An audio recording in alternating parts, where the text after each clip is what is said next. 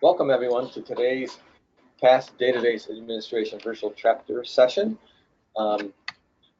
Today is Wednesday, September 12, 2018. I'd like to welcome you. Today's topic is to learn history from temporal tables. We're going to be hearing from Amina Lalani today. Lalani, I'm sorry. And my name is Mike Clark. I will be your moderator today.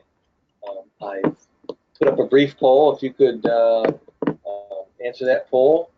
The poll is, are you heading to PASS 2018? Please choose one of those three sessions, answers, and we'll continue on in a bit.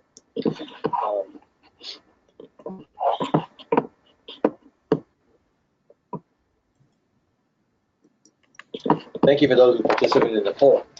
And with that, today I'd like to, again, welcome you to today's session on working with temporal tables. We'd like to thank our sponsors, Quest and SUSE. We do a lot of these things online because it's easy and it's convenient for us to gather all around the world at any point in time. There is an overhead associated with that, and these two partners have come alongside to help us offset those costs, and we appreciate it very much. A great shout out to those two folks who are supporting us. Today's session is today's virtual group that is part of a large group called PASS, and they have an annual conference called the Summit. This year's Your voice is cutting off, Mike. Yes. Your voice is cutting off. Okay. No. This year's summit is actually November 6th to the 9th. It's going to be in Seattle, Washington. If you haven't registered, we've got a poll on that. It says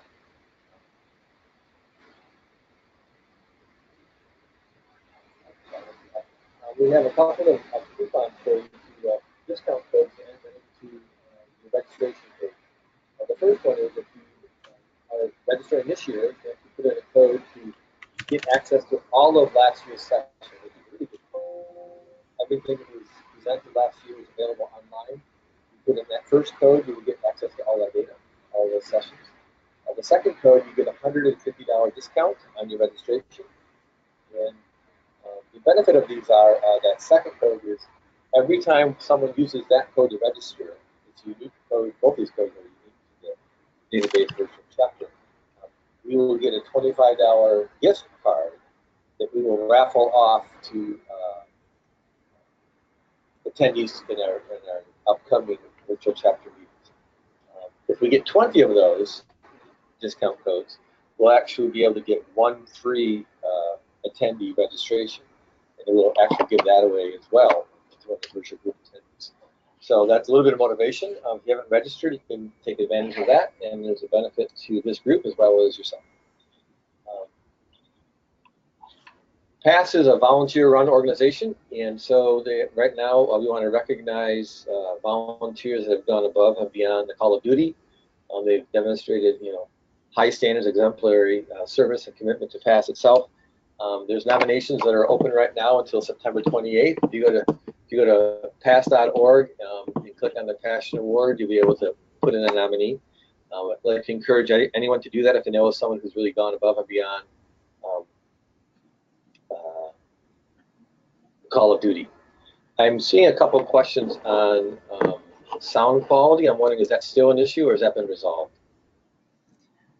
It is clear, but still, there are some bumps. But before, in the middle, it was like couldn't hear anything. So it's better now. Yeah. Okay. All right. So if you hear any more future audio issues, just send me a comment in the questions, and I'll take a peek at that. Another thing that PASS is doing, they're trying something new this year. They're trying to be innovative, and they actually have what's called a PASS Marathon. So they're actually having a bunch of vendors come on and provide a day of overview and sessions. This is going to be technical in nature, where it won't be a lot of sales folks. There won't be any sales involved, I should say. So it's going to be engineers and PMs describing the product and answering questions. Again, if you go to pass.org and click on Marathon, you'll be able to register for that and see the sessions and get more detail on that. I went and checked it out. They have PDFs and stuff like that. So it could be a pretty good time if you're interested in any of those products. So one other thing that PASS is doing, I've been watching these pop up once a month here. Is they actually have these Facebook Live sessions where they have some luminary in that SQL Server industry come online and answer your questions. I've caught up with Kendra Little before, and upcoming next week is going to be Galen Delaney. So if you want to if you want to participate in this, it's actually a great time. I've enjoyed the past couple of them. If you search for PASS on Facebook, you'll be able to like that, and it'll pop up in your feed, and you'll be able to attend that. I've actually have it written on my calendar, so I won't forget it. I'll be able to go there. It is a good time. It's great to hear these folks. See them off script and just kind of answer questions off the cuff.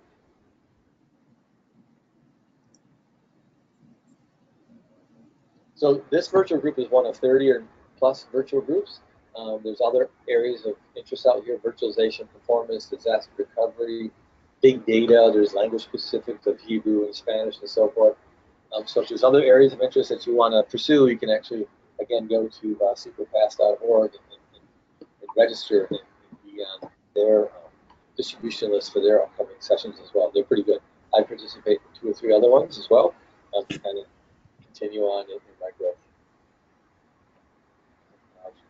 There's also, PASS also supports a SQL Saturday. It's basically a 1-day mini summit where they have concurrent sessions running all day long.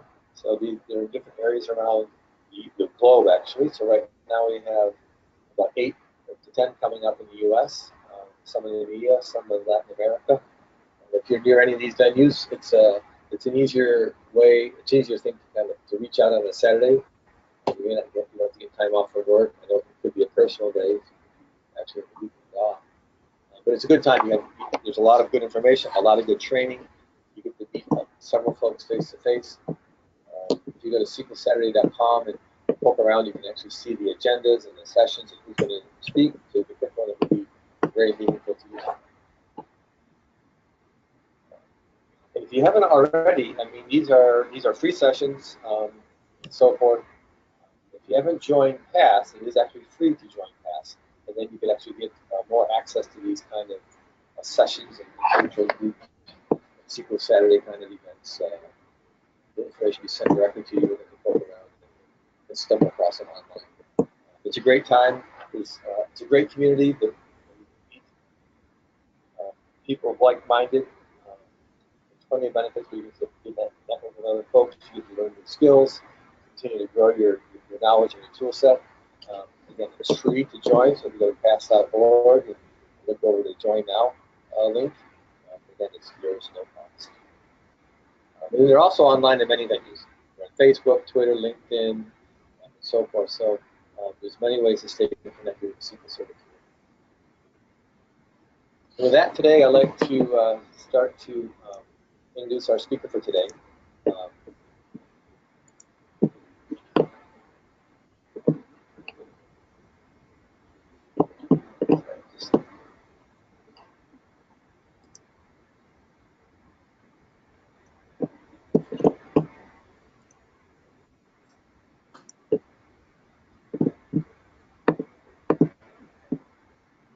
Sorry, I just lost my control.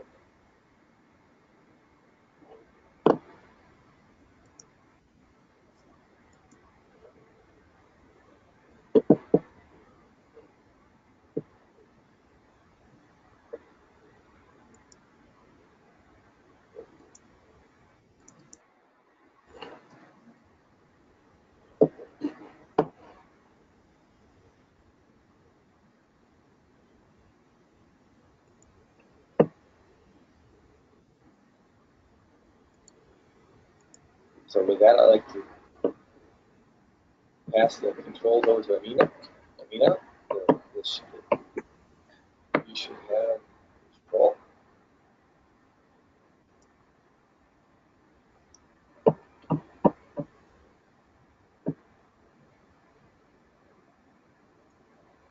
Did you make me presenter? Yes, I've done that. I don't see anything.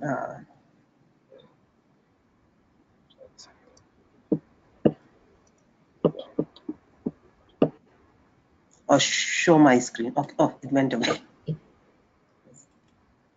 Let me know if you are seeing. Yeah, I saw that. You are seeing my screen now? Are you seeing my Yep. screen? Okay. So let me start it. I think this needs to maybe on the side, and we can start from here. Okay. So is the first slide. You can see that. Learn history from temporal tables. I see the. I'm still waiting to view your screen. It seems like.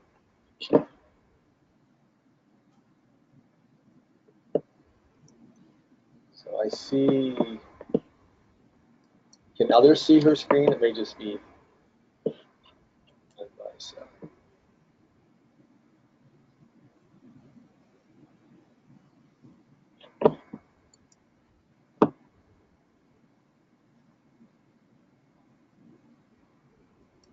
Can one of the attendee confirm that they can see the screen? That's what I just asked. I do not see the screen. Nothing yet. Nothing yet? Yeah, it says waiting to see your screen. It's to me. It's saying sharing. Yeah, must be still. Okay, if you go to the sharing option, does it say? Here we go. Now it's just coming across. Okay, I have to click the show. Okay. Yep, there we go. You can see the screen, right? First slide. Yep. All right. All right. Hello, folks. I'm Amina Lalani, as Mike introduced me. I am a co-chapter leader of Chicago SQL Server User Group. Good afternoon. I'd like to thank everyone to take time out of your busy time to attend this session to increase your knowledge about SQL Server. I work at the company called NCSBN. And without any more talk about myself, let's jump into the topic. So today's topic is learn history from temporal tables. And this is the abstract, if it goes to the next slide. Let's see if I have to. All right, so this is a session abstract. So SQL Server 2016 came out with a lot of new features, cool features, and one of them was the temporal tables. And in 2017, they made very good improvements in that tool, and we are going to see that what's been added in 2017. And the best part of this feature is that it does all the thing to that you can implement it currently in your environment without changing the code. You know, that's the biggest drawback of any tool. If people have to change their code, that takes the backstage, right? So what are we going to learn in this session today? Some of the things is like, what are temporal tables? You know, I mean, what are how they are used and what they are called, why they are called temporal tables, and why use temporal table. Many new features come out. You know, that doesn't mean that you go and apply it. You know, you have to look at your business case. Does it make sense in your environment? Does this tool augment existing solution, or this is something new that will help your business? So those type of things we will briefly discuss. Then, you know, of course, how to query temporal tables. So another cool thing about this feature is the query syntax is very similar to T-SQL syntax, and they have Microsoft team has created some additional clauses that you can use to simplify, you know, complicated query. You know, you don't have to write any complicated queries to get data from the temporal tables. And then we will see demo on how to create them, alter them, etc. You know, when you do the inserts, deletes, and updates, how the tables behave. What are some of the things we should be looking into, and what are some of the consideration we should take into account when doing these kinds of operations. And of course, the user permissions, you know, how secure they are and how the user permission is affected when you turn a normal table to a temporal table. And finally, the history table retention strategies. So history tables are going to grow very large compared to your main table. So there has to be some strategies in place, and we are going to discuss them today. Hi, Amina. Yes, Amina, this is Mike. Can you go into presentation mode? presentation mode. Yeah, I think if you click on that monitor on your screen, we're seeing your full screen, including your notes in your next slide.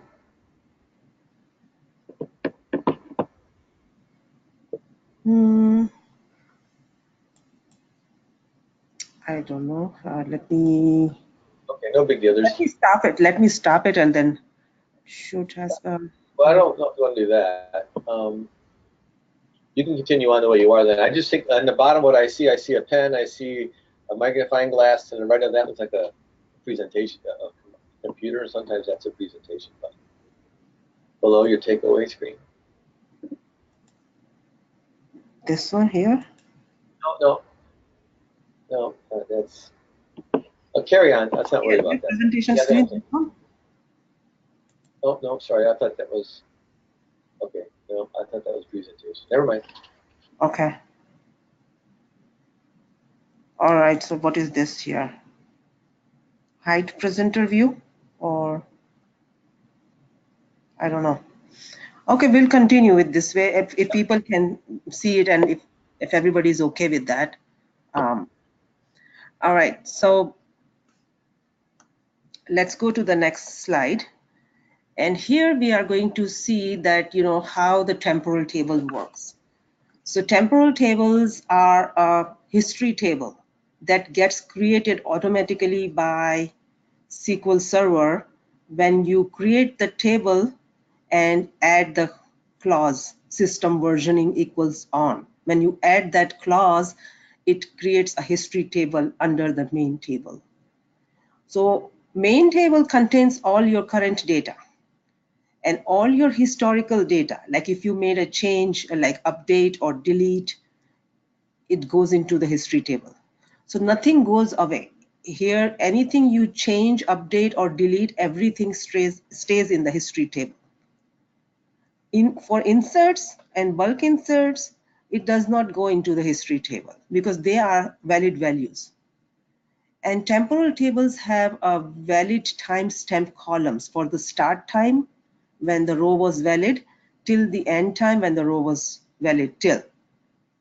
And the same timestamp goes into the history table. And we will see in the demo that how it helps in querying, making it easier to do that. So suppose your main table, currently you have any table, right? It has a column number and it has a value of 5. If you do select star from table, it will give you 5, right? If you change that value, you update that column to 10, and then you select star from that column, it will give you 10. You will never see the old value 5. But in temporal table, when you do select star from the table, it will give you both values, 5 and the current value and the old value. And there are different clauses. If you don't want to see old value, you just want to see current value, it can also be do that, or you can just want to see historical value. So you only time user connects to your main table. User never connects directly to the history table. Let's move to the next slide and we'll see. So what are temporal, why should we use it? Like we discussed, like anytime new tools come, it does not mean that you have to use it or you just use it because it's new and cool and since you upgraded to 2016 or 2017 and use it. So you have to understand the scenarios. So auditing is the main reason, this tool came out, that, this is an unbroken chain of audits. So if your industry is in health industry and you comply with HIPAA standards, or if you're a payment card industry and you comply with PCI standard, so these kind of industry standard require you that untouched auditing without any user defined times or anything. Here everything is defined by the system. System gives the times of the when you insert the row, when you update the row, when you delete the rows. I mean, user cannot define it. So that's one thing. Plus, if you have used the previous auditing tool, such as CDC, change data capture and change tracking, those tools, so temporal table is not replacing those tools. It is complementary to those tools. And those tools are for keeping the data for a short period of time. It was not meant to keep it a long period of time. And without going into much details, it is because those data, historical data is stored in the system databases, MSDB. And you cannot grow MSDB large and large. Here, the table stays in the same database under the same table in the user database. So that's the different, in a short, there are many differences, but in a short, that's the differences. Plus, second big reason of CDC and temporal table is that temporal table is security-wise very secure, hard to break. Unless you turn the system versioning off, there is nothing that can break the chain. And in CDC, the audit chain can break if SQL agent service is stopped for some reason, like you rebooted and SQL agent service did not start it. Because that in CDC, it depends on the SQL agent service, a job. And here there is no dependency on that. So I'm just going on a little bit of tangent here, but to give you some idea that why it is different. And if you are interested to find more difference, then you can read online in the Microsoft blog. They have a good articles out there. So auditing is first reason. Second is recovering data. So if you make a mistake, like you updated a wrong data, you can easily get it from your history table. If you deleted something, easily get it. Very easy. Doesn't have to write a complex join or anything. So this is an additional bonus of this tool. This tool was not created for recovering data, but this is an advantage that this provides. So then trends in time analysis or anomaly detection. If something is an outlier, if you are doing in a business of selling some widgets, and those widgets did very good in last year at the Christmas time, so you look at all the other database, all the other parameters. So all the columns are there in the history table, that what were the environment was at that time, what affected your sale, so you can improve upon those parameters and improve your chances of making more profit. Or if there is an outlier or any kind of one-of-a-kind environment that made the whole difference in bringing in down your business, you can detect that also from history table. So you can do some analysis in that way. And finally, you can use these temporal tables for slowly changing dimensions. Anybody who worked with a data warehouse, and especially with the SCD, slowly changing dimension, they know that how difficult it is to maintain the slowly changing dimensions. So suppose you have an address, you are living on an address A, and after 5 years you change the address B. So after 5 years, but you still have to write all this complex logic of ETL, and that data, even if it's for 5 years, it is not changing, it is still being processed, so it's unnecessary processing of data. But here, if you convert your dimension table of address to a temporal table, you don't have to write any complex ETL logic or jobs or staging tables, etc. It will capture whenever the data changes. Simple as that. So then next, let's review the temporal table syntax. So syntax is very similar to what we are used to when creating a table. Only things difference is the 2 time columns. If you see the time column, start time and end time, the requirement is that you have to have a date time 2 column. The date time 2 data type came new in SQL Server 2016, and it is different from date time in a sense that it has a very wide time range. It goes up to the 7 decimal points. So it is very precise, and the range goes up to year 9,999. So this is year 2018. So think of 9,999 like an infinity to us. So time range is that far.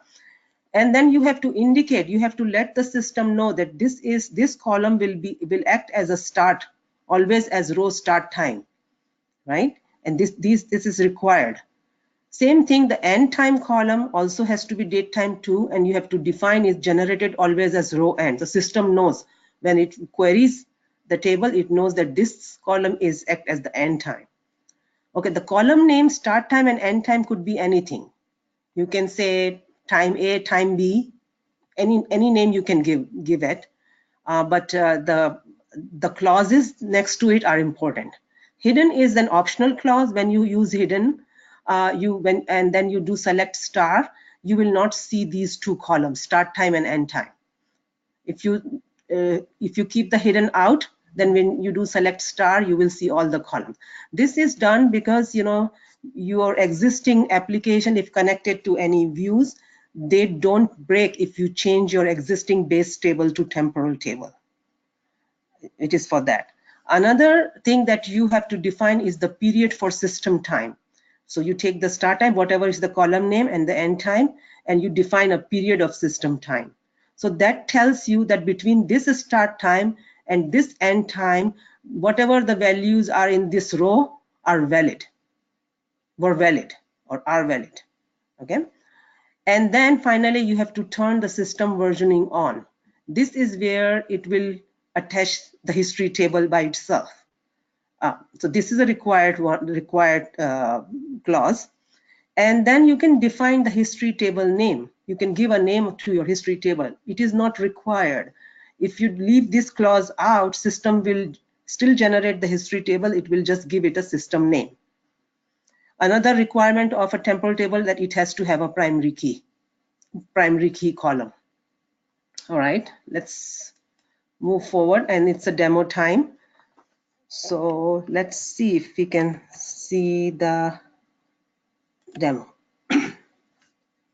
So here I have a temporal database. I'm going to drop it.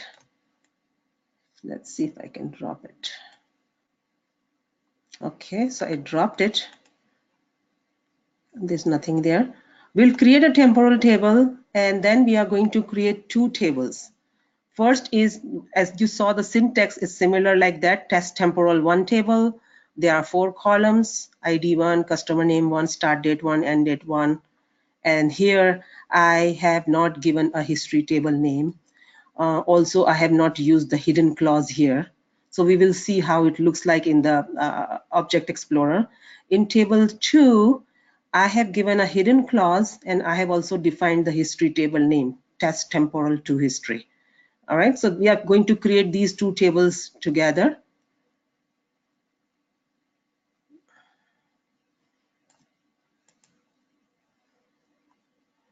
All right, so let's see. Let's refresh it. All right, we have this, and we have two tables.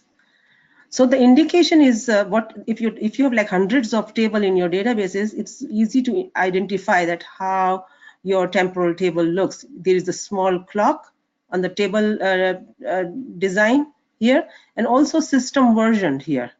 So there are these two very, very obvious indication that this is a temporal table. Plus, if you click them, you can see under it, there is a history table. There is a history table. So first one, we did not give the history name. So system gave it a name by itself. So MS SQL underscore temporal history 4 underscore, this is the object ID of this table. Object ID of the table name. So not totally nonsense, but still, it's object ID changes every time. And here we gave the name to our history table, so it gives it a name. And let's now look at the columns. So these are the columns of the main table, and these are the columns of the history table. So you see the same number of columns. We did not have to create this. It creates automatically, same data type, same values of the data. If it is varchar 50, this is also varchar 50. Amina, this is Mike. Yes. We're still seeing your presentation, not the actual demo. I'm sorry. There we go. You can see it now? I saw it briefly. I saw the SSMS briefly, but then it went away. What about now? Nothing. There we go. I see it now. There we go. You Yep. can see. Oh, okay. Sorry Perfect. about that. Thank Yeah. Yep. I mean, I will just briefly say what I did here was I created a temporal table, temporal DB database, and created two tables, test temporal 1 and test temporal 2. And we are seeing it here that test temporal 1 has has a table history table name defined. We gave it a history. We did not give it a history table name, so system gave it. And here in this system, here we defined the history table name. So test temporal 2 history, it gave this name to the table. But in both cases, system created those history tables. We did not give it any command, that create a history table, or also it just did it by itself.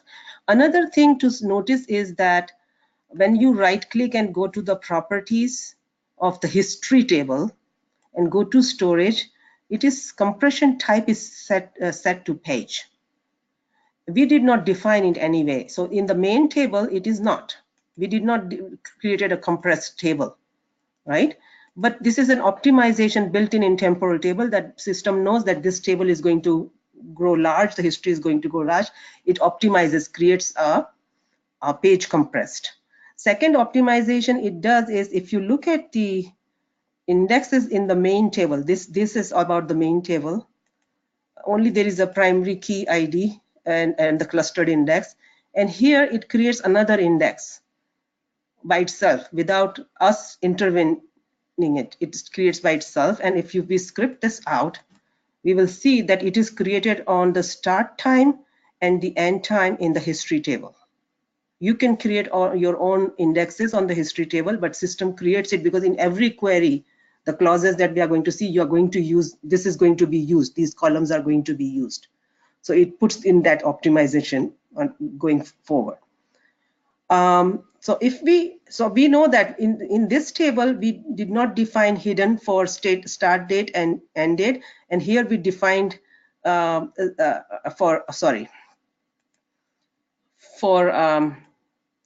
a temporal 2, we defined the hidden clause for that. So if we select from these two tables, select star. So we can see that if you don't define hidden, all columns you will see. If you have defined hidden, then you only see the other columns and not the start and end date. And this rule only applies to the temporal table, not to the history table. So if we select from this table and we do, okay, so here, and then if we do the history table, we can see that it does not apply. We did select star from history table. And if we do select star from temporal 2, you only see two columns. So it's not applicable to history. All right, so we talked about page compression, index, okay, and then, if you want to drop any table, so you cannot, it is like they are married, the temporal table and the history table. You cannot drop it unless you turn the system versioning off. So if you try to drop it, you will get a message like this, very clear message, drop table operation failed on table test temporal because it is not supported operation in system version temporal table. Similarly, you cannot drop the history table also. If you try to drop a history table, it will give you the same error because it is not supported operation in the system version temporal table.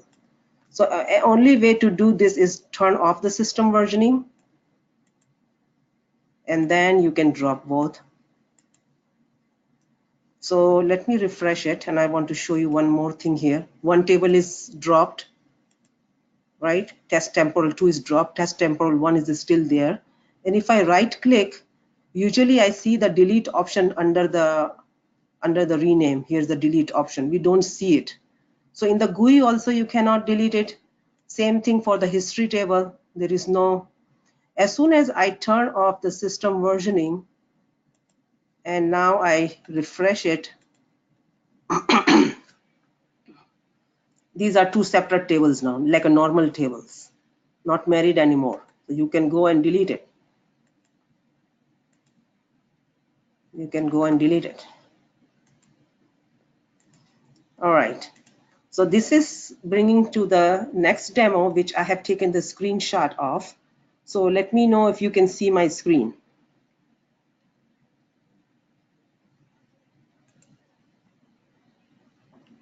All right, so here, I hope everybody is able to see my screen. So this is a demo 2 where we are inserting. Yes, Mike, can you see my screen? Yes, we can see it. Okay, so in here, we have created the table, same way we are now used to it, how we created. We are inserting 3 rows here. There's a customer table, first name, last name, and amount purchased. So it's Frank Sinatra, 20,000, Sean McGuire, 30,000, Emmy Carlson, 40,000. Okay, and then we are selecting star from customer and we are seeing all these columns, right? It's simple. So we are seeing that. So here the start date is the time when I ran this insert. So these were pretty fast, all almost at the same time inserted. And the end date is the last final time, 9,999, December 31st, 11 hours, 59 minutes and 59 seconds and this.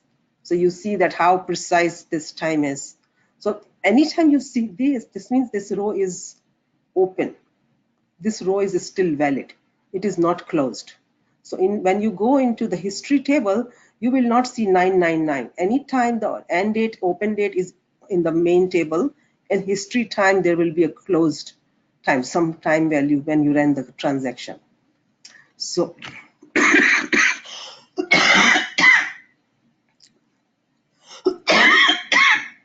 excuse me, I have some cough going on.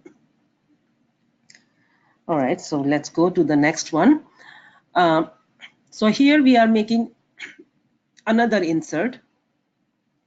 We inserted a 4th row and we deleted customer ID 2 and we updated customer ID 3 whose last name was Carlson. We changed it to Clarkson.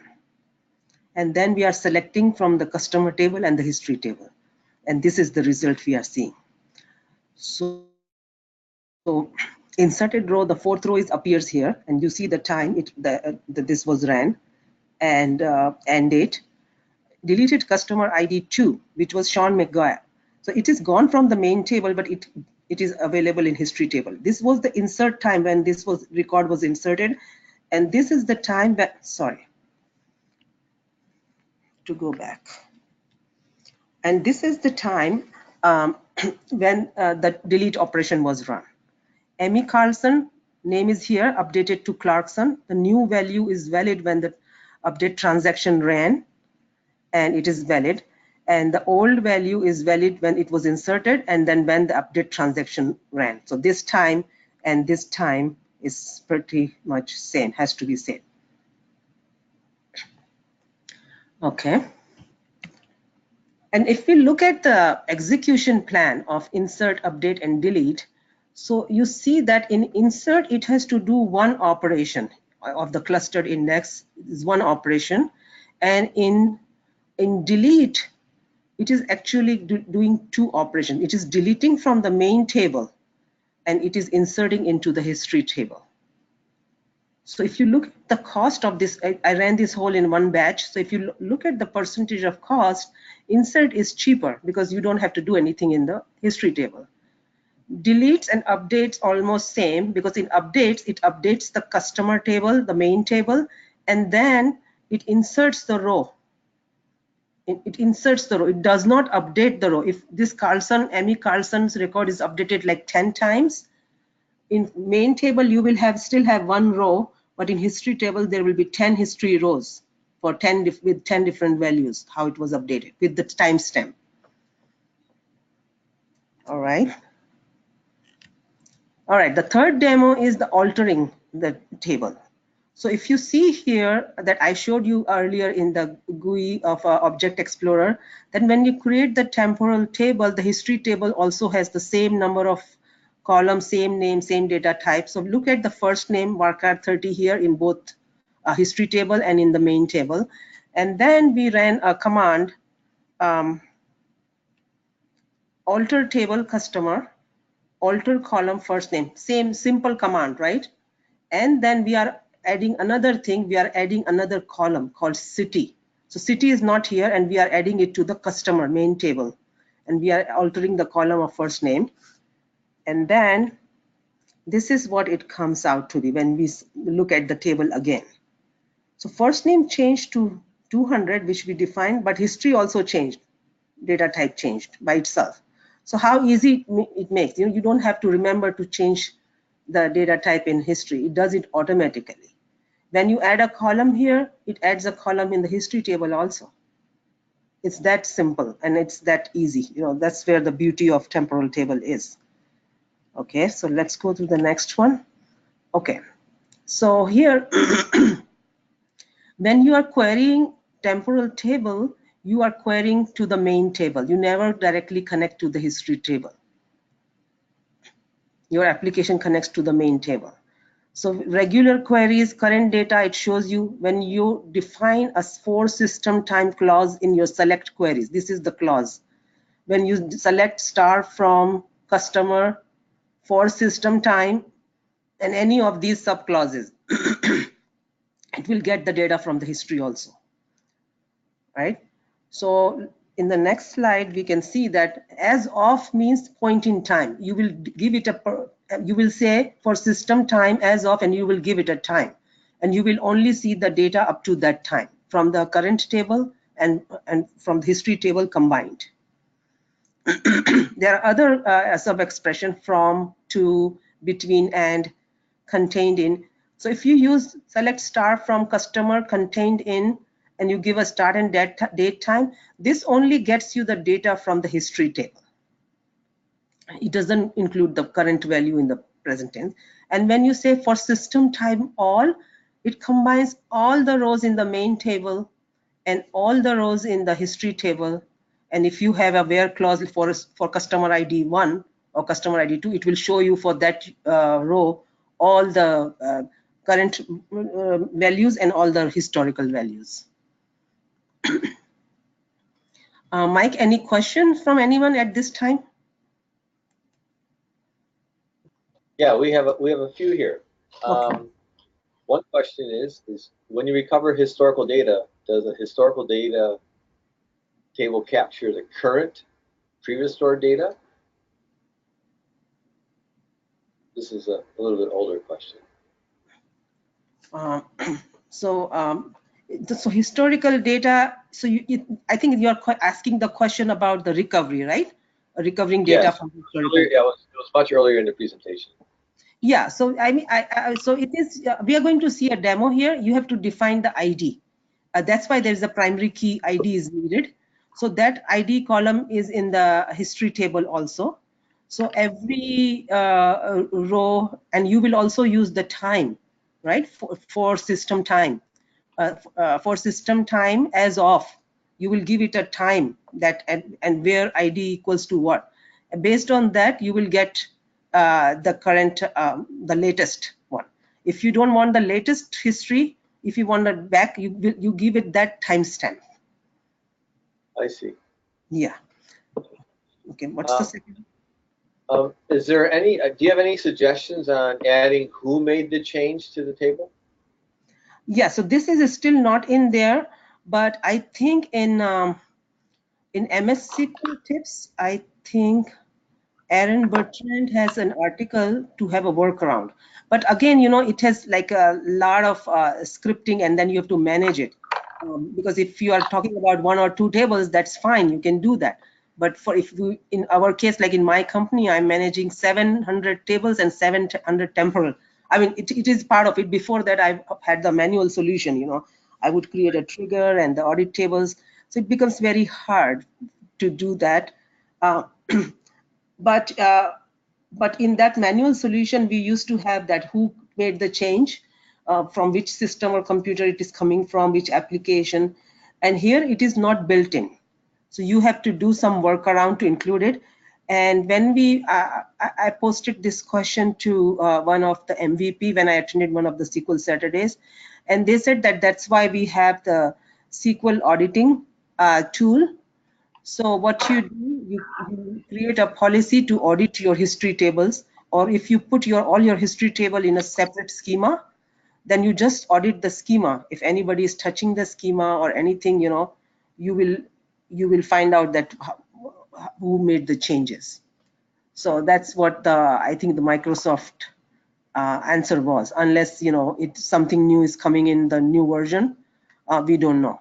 But it is not there in the 2017 either. Nice. Have you seen any collection reports or SSRS or Power BI that accesses these tables or anything like that? You can build, these are just like a normal table. If you have a proper permission on that history table and you want to expose that data, yeah, you can use it just like any other query. You can do it, you can do that. It's just that you cannot do any metadata kind of change. You cannot add column just on the history table, or you cannot just delete rows from it. Those metadata type of thing, you cannot do it unless you drop the system version. But reporting from this table, yeah, sure, you can do it. Right. So have you seen anybody, like if you go into SSMS, it'll have some built-in reports for database administration, right? Blocking and indexes and all that kind of stuff. I think the question is, do you see any built-in reports provided in the tool? Yeah. Yeah, no, there is no built-in reports for that, because these are your business tables, so everything will be different, right? I mean, it won't be possible. These are not like system tables that they can create built-in canned reports. So yeah, you have to create your own. Yeah, there are no built-ins. Okay, one short one for now, and then you can get back to your presentation. Is it better to put the temporal history in a different schema with the same name as the original table, or how would you suggest doing that? Yeah, it's a best practice recommendation is to put a history table into a separate schema. So temporal history table lives under the temporal table. So you cannot, there is no option, right? It will be in the same database, it will be under the same table, but you can have it in the separate schema. So why it is best practice? Because then you can control the permission on the schema. So if you have suppose a schema name history, so you only DBAs are allowed, on this, and nobody else. So everybody else, your application needs to go into the table. So it goes to the main table. So everybody is allowed whatever your regular permissions are on the main table. But history table, you just control the schema. You can control it by on the per table basis. But again, I said, if you have 600 or 700 tables, and if all of them are in a schema history, it's easier. You just have to create one permission on the schema. So it is much more robust that way. That sounds good. All right, thank you. All right, so I'll move on then. Yep. Yes. All right. So demo of the permissions, I have just videoed it. I did the demo and videoed it. So what we are doing here, we are creating a user called foo, and then drop the user if it exists, and then create the foo with password this, and then creating a login, and then grant select. The main thing is that we are granting select permission to temporal table customer to foo. That's what we are doing. And then we are going to execute as foo, and we are going to see that it is actually foo. Selects username, and then we are going to select from customer history, and select star for customer for system time all, and then and then we are just reverting it back. All right, so let's start this demo. If you can see it, yeah.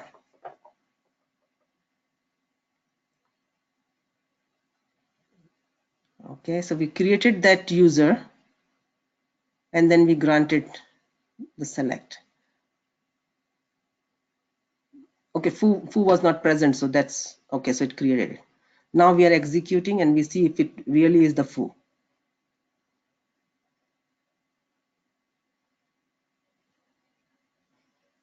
So it is foo, and it selected the data from the main table, but it did not selected the data from customer history. So when you grant select to a table, temporal table, it does not automatically give permission to the customer history. You have to explicitly define, that select star on customer history. So we reverted it. Now it is me. Now I'm running as myself, and I can see all the data from the history as well. So they will not be able to see, even if they are using for system time all, which combines the result from the current table and the history table, that will also fail because you don't have permission on the history part of the query, so it will fail. All right, so let's move to the next. History table retention. So periodic, in 2016, there was no built-in retention strategy available in temporal tables. So we could use the stretch database, table partitioning, or custom delete script. Custom delete script means that there is a downtime you have to take because you have to turn off the versioning, delete it, turn it back on. So you have to do it in small batches in one transaction kind of thing. So, if you're a very heavily transactional, like in-memory kind of table you're talking about, that has to be done in very small batches and very fast kind of thing. But table partitioning is another option that you can use. But let's talk about what is available in 2017, which they added. So only thing new is here. History table, you name the history table, then history retention period equals to 2 days. So any unit you want to use, 2 years or 2 months, 2 weeks, the units are, there is a system table which has the history table units in there. You can check that one. So this is the only clause that you need to add at the table level. But so far what I have talked about, everything is done at the table level in the temporal table. You don't have to enable anything at the database level. But if you are using a history retention period, then you have to first enable it on the database level. Even you have one temporal table in 1400 tables database. You have one database, 1400 tables, only one table is temporal, and you want to use a history retention, you have to turn that feature on at the database level. So first you check your sys database. There is one new column in there. Is temporal history retention enabled? If it is not, then you alter the database temporal table set temporal history retention. This is a simple command you have to run on your database. Then you have to, if you have an existing temporal table, you just alter the existing temporal table by using system versioning on history retention period equals to 9 months. And whatever time, you just have to add that command in there. So it is simple. So what's happening behind the scene is that there is some kind of, it's not a SQL job, it's a Windows scheduler job, and Microsoft has not given much detail, but it only says that it never deletes data more than 10 KB. So 10 KB is a very small chunk. So if you have like out of 1400, you have 200 temporal tables, and each 200 have a different retention period, only that one job takes care of everything. So we don't have any control, like when it runs, or control, it should run on this table on this time and these tables on this time. Is just a black box. So this, but it is, they're saying that it is to very less impact because it does not delete data more than 10 KB. So we have to take their word for it, or we test it, right? Like everything else, we have to test it. All right. And there are some consideration and limitations, that you cannot use the temporal tables indexed views. So you cannot insert or update using the indexed views because these are temporal tables, so it will not work. There are some restriction on replication also. There are workarounds available. You cannot create the temporal table on the publisher table. You have to create it on the subscriber table. You can do that. So there's I have written some articles in MS SQL tips also on the temporal tables. One of them is about the replication also. And these are some of the resources, and I believe Mike and Sharon will upload it to the database site. And this is all I have, unless you have any more questions. Yeah, there are a couple more questions. Thank you for the presentation. Let's pop into the last couple questions here. Earlier, you showed, excuse me, when you're setting up the historical table, you have the start time and end time columns, and that they are. I'm just asking a question. Can we create non-hidden columns with the same name? Those are pretty standard kind of column for time, right? Yeah, I mean, you can create other columns, you know, so you are saying that other columns that user defines the time in there. Yeah. Yes, but actually use the same name. Same name? No, because because in the table you cannot have these are like a normal columns, right? So you cannot have the same table, same name. Right. Yeah, they chose a pretty standard name to. No, so start time and end time is I gave that name. You can give it any name. Oh, I see. Column names are not, these are my name. You can say time A or time B or time up and time down, you know, whatever. You can name anything. Okay. Okay, that makes sense. Oh wait, I already asked those questions. So that actually was the last. Oh wait, here we go. Have you seen any scripts that are parameterized for making it easy to enable the temporal tables on existing tables? Like for instance, you have a pretty big environment with 700 tables that are all using this feature. Yeah, actually. Your own, or there's some sort of some parameterized script out there? I mean, it's very easy. Where is my sequence here?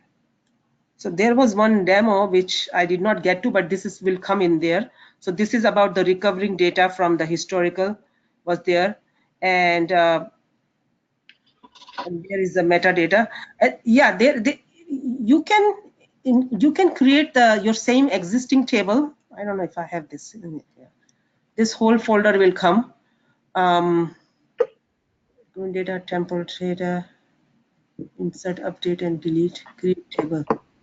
Yeah, so in this there is, if you have an existing table, you know, and you just have to add these two columns, any kind of start time and end time column with generated always as start and end, and you have to define a period, and then you system versioning on.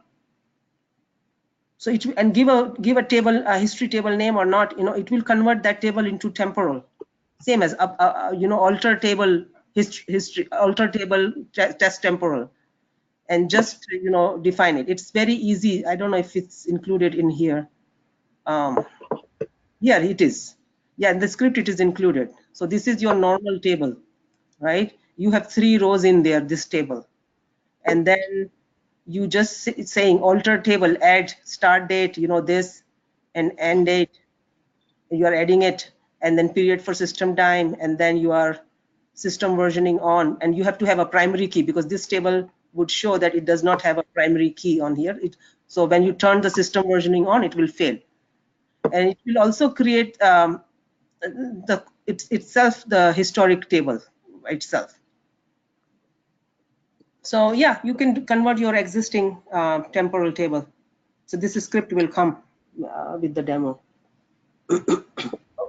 Okay, another question, and this is a good one, really good one, is when backing up and restoring the database, does this automatically capture the history tables, and or do you have to handle that separately? Yeah, that's the beauty, you know, history table is carried over. So if you are restoring it onto development, you know, your production, and you are scrubbing and everything else, you can just turn the system versioning off and delete everything in the in that history table if you don't want your developers to see those values, you know. Or if for some reason you want to see these table, you just restore it. It will be restored as a temporal table with the history, with the system versioning on and the history table intact. You can do that. I see that. Okay, cool. What's your performance overhead enabling temporal tables? Yeah, so one slide I think I showed about the execution plan. that there is a performance, hit, but it is same as, if I had the manual solution that I talked about, that I had a trigger and I had an audit table, which I had to maintain. Anytime I run an update, the trigger will get fired and insert the old row into the audit table, and the updated row into the main table. So it's doing a two operation. So in here also, in temporal table, if you are making a delete, it has to first delete from the main table, and then it has to insert that value into the history table. And if you are doing an update, it has to update into the main table and insert the row into the history table. So it's doing a two operation.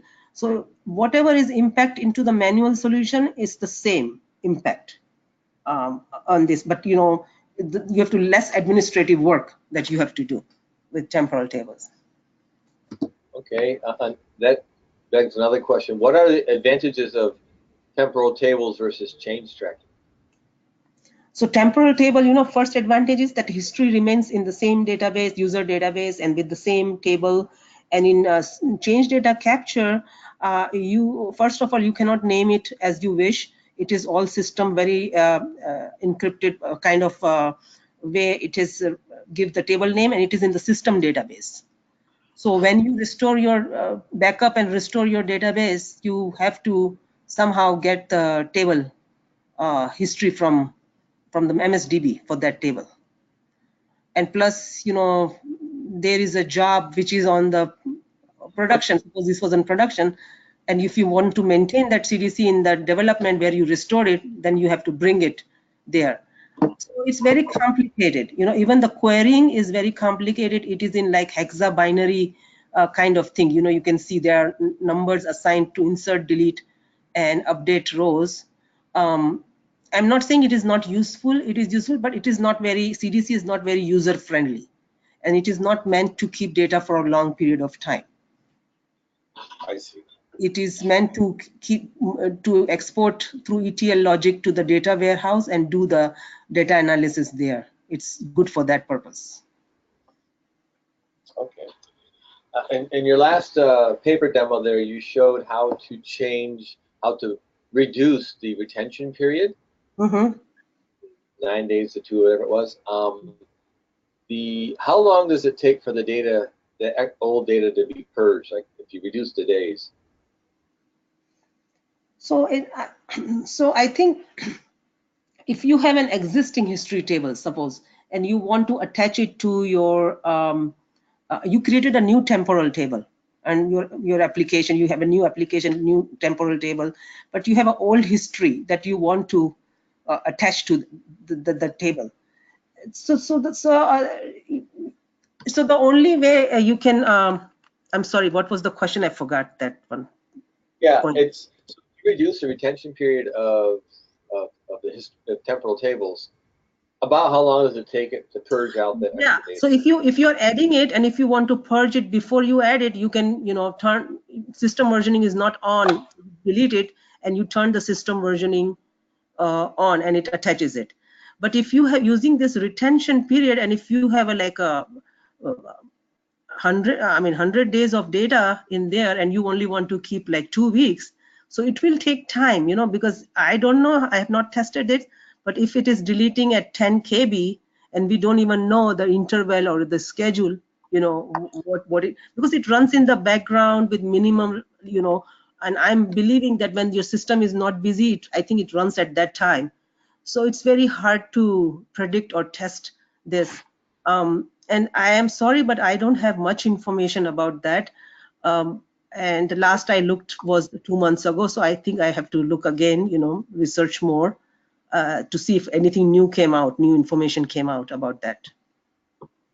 Yeah, it's still very new, so it's still kind of black boxy to us. Yeah, we'll come out. Yep. Well, with that, Amina, I want to thank you very much for giving us a good overview of temporal tables. I'm not sure if you saw the poll that I put up. It was, where are you in your temporal data, the temporal table journey? It said 68% were kicking the tires for the first time today. 11% are implemented in production on our critical tables. Another 11% are in production testing. And then Another 11% are not in production, but somewhere in our deployment pipeline. Okay. So a third of us are playing with some degree, and 2/3 of us aren't even looking at it yet. So this is really good to kind of get it exposed and get this new feature out there and somewhat understood, so we can start to promote it when it makes sense to our management staff. Sure, yeah, yeah. And my email is there on my slide also. If you want to have any questions, you can ask me anytime. All right. Thank you very much. I appreciate it. Thank you, everyone. Thanks for having me. Yeah, thank you. Bye-bye.